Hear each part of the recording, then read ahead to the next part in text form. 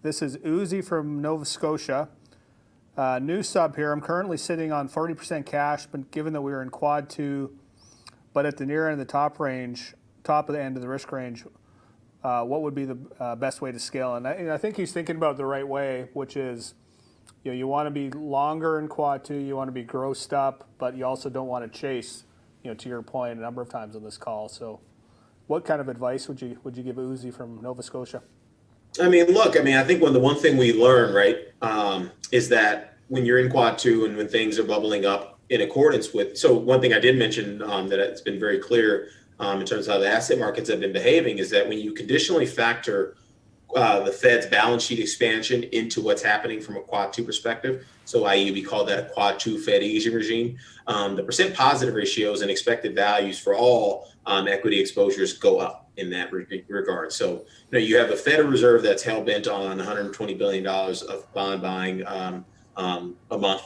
For as far as the eye could see, you obviously got another just shy of $1 trillion in fiscal stimulus, with another potentially $500 billion to $1 trillion more coming down the pike in short order potentially. So again, it's very clear that asset markets are behaving in an appropriate manner. Now, I think if you kind of have rejiggered your quote unquote risk management process to something that is hyper focused on COVID or hyper focused on growth versus value or hyper focused on some other Wall Street talking point, you've missed the point, which is that the policy regime and the growth and inflation regimes are extremely bullish.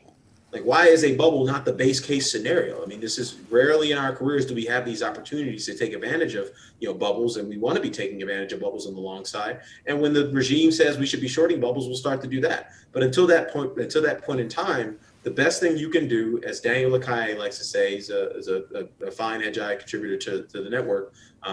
He likes to say the best thing to do, or today is the best day ever to reposition your portfolio.